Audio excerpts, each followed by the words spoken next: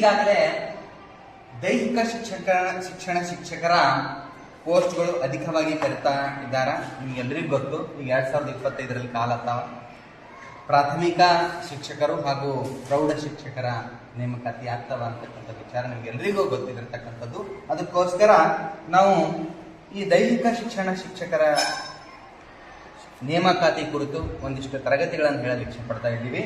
ಅದರಲ್ಲಿ ನಮ್ಮ ದೈಹಿಕ ಶಿಕ್ಷಕರ ನೇಮಕಾತಿಯಲ್ಲಿ ಅತಿ ಟಫ್ ಆಗಿ ಅನಿಸ್ತಕ್ಕಂಥ ವಿಷಯ ಯಾವುದು ಅಂದ್ರೆ ನಮ್ಗೆ ಅನಾಟಮಿ ಅಂತ ನೋಡ್ತೀವಿ.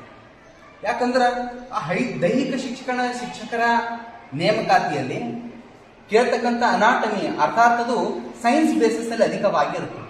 ಅದಕ್ಕಾಗಿ ನಮಗೆ ಬಹಳಷ್ಟು ಟಫ್ ಅನಿಸ್ತದೆ. ನಾವು ಯಾಕಂದ್ರೆ ಆರ್ಟ್ಸ್ ಬ್ಯಾಕ್ ಗ್ರೌಂಡ್ ಅವ್ರು ಜಾಸ್ತಿ ಜನ. ಅದಕ್ಕೋಸ್ಕರ ಈ ಸೈನ್ಸ್ ಅನ್ನ ಯಾವ ರೀತಿಯಾಗಿ ನಾವು ಸರಳೀಕರಣ ಮಾಡಿಕೊಂಡು ನೆನಪಿಟ್ಕೋಬೇಕು ಅಂತಕ್ಕಂಥ ವಿಚಾರವನ್ನ ನಾನು ನಿಮಗೆ ತಿಳಿಸ್ಕೊಡ್ತೀನಿ. ಮೊಟ್ಟ ಮೊದಲನೇದಾಗಿ ಅಧಿಕವಾಗಿ ಕೇಳ್ತಕ್ಕಂಥ ಪ್ರಶ್ನೆ ಯಾವುದು ಅಂತಂದಾಗ ಜೀರ್ಣಾಂಗ ವ್ಯೂಹ ಅಂತ ನಾವು ನೋಡ್ತೀವಿ. ಆ ಜೀರ್ಣಾಂಗ ವ್ಯೂಹದ ಅಂತಂದಾಗ ಇಲ್ಲಿ ಮೊಟ್ಟ ಮೊದಲನೇದಾಗಿ ಜೀರ್ಣಾಂಗ ವ್ಯೂಹ ಅಂತಕ್ಕಂಥ ಚಾಪ್ಟರ್ ನೋಡ್ತೀವಿ. ಇಂಗ್ಲಿಷ್ನಾಗ ಅದಕ್ಕೆ ನಾವು ಡೈಜೆಸ್ಟಿವ್ ಸಿಸ್ಟಮ್ ಅಂತ ಕರಿತೀವಿ. ಇದು ಎಷ್ಟು ನಾ ಈಸಿಯಾಗಿ ನಿಮಗ ತಿಳಿದು ಹೇಳ್ತೀವಿ ನೋಡ್ರಿ. ಅದು ಬಹಳ ಈಸಿ. ಪ್ರತಿಯೊಂದು PC ಆಗಿರ್ಬೋದು, PSI ಆಗಿರಬಹುದು, PDO ಆಗಿರ್ಬೋದು, KS ಆಗಿರಬಹುದು, ಆ ಪ್ರತಿಯೊಂದು ವಿಚಾರಗಳಲ್ಲಿ ಪ್ರತಿಯೊಂದು ಎಕ್ಸಾಮ್ಗಳಲ್ಲಿ ಕೇಳ್ತಕ್ಕಂಥ ಮ್ಯಾಟ್ರ್ ಇದು. ಈ ಮೊಟ್ಟ ಮೊದಲನೇದಾಗಿ ನೋಡ್ರಿ, ಡೈಜೆಷನ್ ಎಲ್ಲಿ ನಡೀತದಪ್ಪ ಅಂತಂದ್ರೆ ಬಾಯಿ ಒಳಗೆ ನಡೀತಾವ, ಹಲ್ಲು ಮತ್ತು ನಾಲಿಗೆಯ ಸಹಾಯದಿಂದ ನಡೀತದ ಅಂತ ನಾವು ನೋಡ್ತೀವಿ. ಹಲ್ಲು ನಾವು ನೋಡಿದಾಗ ಹಲ್ಲು ಬಿಳುಪಾಗಿರ್ಲು ಕ್ಯಾಲ್ಸಿಯಂ ಕಾರಣ, ಅತಿ ಹಲ್ಲು ಬಿರುಸಾಗಿರ್ಲ ಕಾರಣ ಏನಪ್ಪಾ ಅಂದ್ರೆ ಎನಾಮೆಲ್ ಅಂತ ನೋಡ್ತೀವಿ. ಎನಾಮೆಲ್ ಅಂತ ನಾವು ನೋಡ್ತೀವಿ. ಹಲ್ಲು ಬಿರುಸಾಗಿರ್ಲು ಕಾರಣ. ಹಲ್ಲಿನಲ್ಲಿ ಎರಡು ಪ್ರಕಾರ, ಹಾಲು ಹಲ್ಲುಗಳು ಮತ್ತು ಶಾಶ್ವತ ಹಲ್ಲುಗಳು ಅಂತ ನೋಡ್ತೀವಿ. ಹಾಲು ಹಲ್ಲುಗಳು ಅಂತಂದ್ರೆ 7 ವರ್ಷ ಆದ್ಮೇಲೆ ಬೀಳ್ತಾವ, ಬರ್ತಕ್ಕಂಥವು ಶಾಶ್ವತ ಹಲ್ಲುಗಳು ಅಂತ ನೋಡ್ತೀವಿ. ತದನಂತರ ಯಾವುದು ಅಂದ್ರೆ ನಾವು ನಾಲಿಗೆ ನೋಡ್ತೀವಿ. ನಾಲಿಗೆ ಒಟ್ಟು 5 ಜೊತೆ ರಸಗ್ರಂಥಿಗಳನ್ನ ಗ್ರಹಿಸ್ತದೆ. ತುದಿಯಲ್ಲಿ ರುಚಿಯನ್ನ ಗ್ರಹಿಸಿದ್ರ, ಇದ್ರ ಮೇಲ್ಭಾಗದಲ್ಲಿ ಉಪ್ಪನ್ನ ಗ್ರಹಿಸಿದ್ರ, ಇದ್ರ ಮೇಲ್ಭಾಗದಲ್ಲಿ ಹುಳಿಯನ್ನ ಗ್ರಹಿಸಿದ್ರ, ಇದ್ರ ಮಧ್ಯಭಾಗದಲ್ಲಿ ಕಹಿಯನ್ನ ಗ್ರಹಿಸ್ತದ. 5ನೇ ರುಚಿ ಯಾವುದು ಅಂದ್ರೆ ವಿಶಿಷ್ಟವಾದಂಥ ರುಚಿ ಅಂತ ಕರಿತೀವಿ.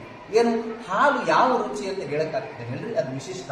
ಒಟ್ಟು ನಾಲಿಗೆ 5 ಜೊತೆಗೆ ರಸಗ್ರಂಥಿಗಳನ್ನ ಹೊಂದುತ್ತದ ಅಂತ ನಾವು ನೋಡ್ತೀವಿ. ಇದಾದ ನಂತರ ಹಲ್ಲು ಮತ್ತು ನಾಲಿಗೆಯನ್ನ ಸಹಾಯದಿಂದ ಆಹಾರ ಬಾಯಿ ಒಳಗೆ ಏನಾಗುತ್ತೆ ಅಂದ್ರೆ ಡೈಜೆಷನ್ ಆಗುತ್ತಾ.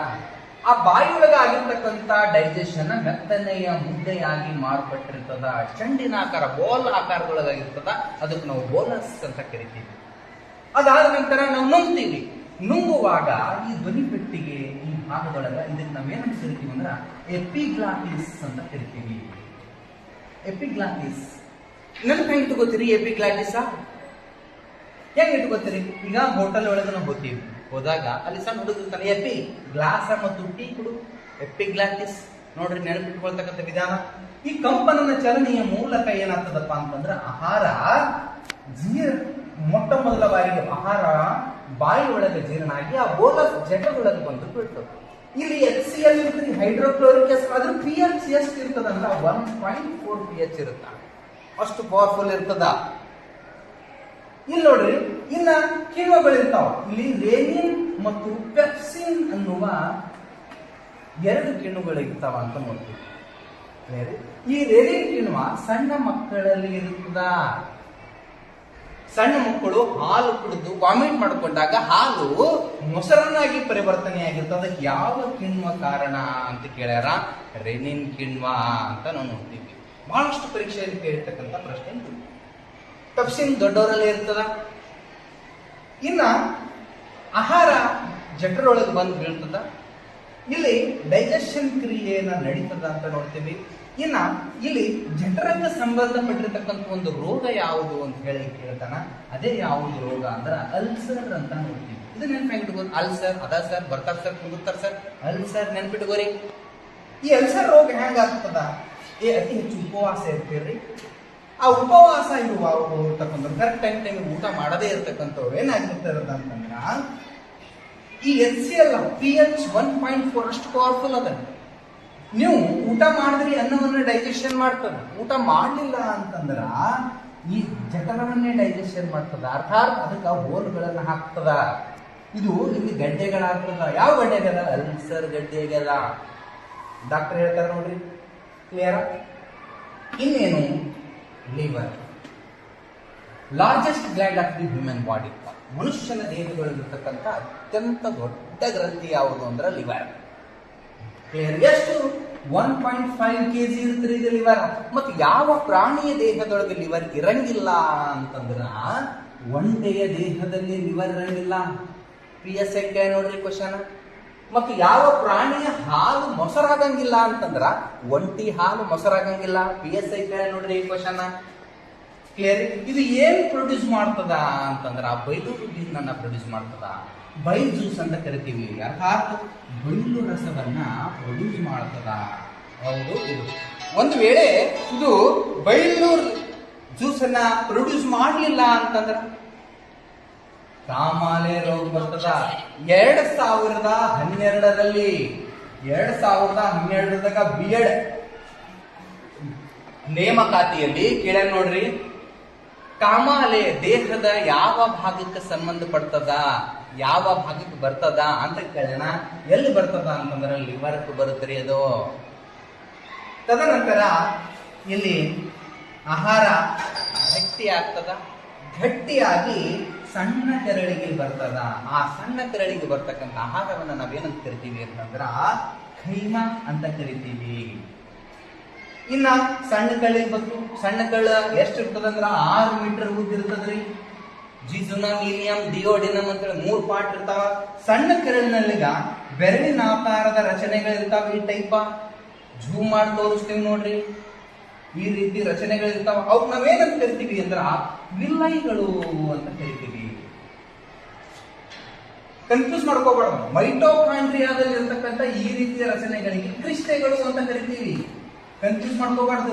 ಇದು ವಿಲ್ಲೈಗಳು ಅಂತ ಕರಿತೀವಿ. ಸಣ್ಣ ಕರಳಿನಲ್ಲಿರ್ತಕ್ಕಂಥ ಸಣ್ಣ ಕರಳು ಮತ್ತು ದೊಡ್ಡ ಕರಳು ಕೂರ್ತಕ್ಕಂಥ ಭಾಗನೇ ಯಾವುದು ಅಂದ್ರ ಅಪೆಂಡಿಕ್ಸ್.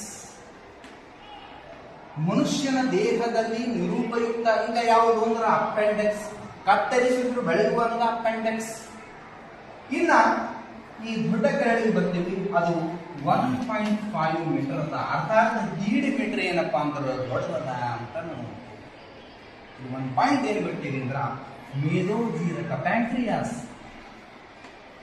ಮೇದೋಜೀರಕ ಗ್ರಂಥಿಯನ್ನ ಬಿಟ್ಟಿವಿ.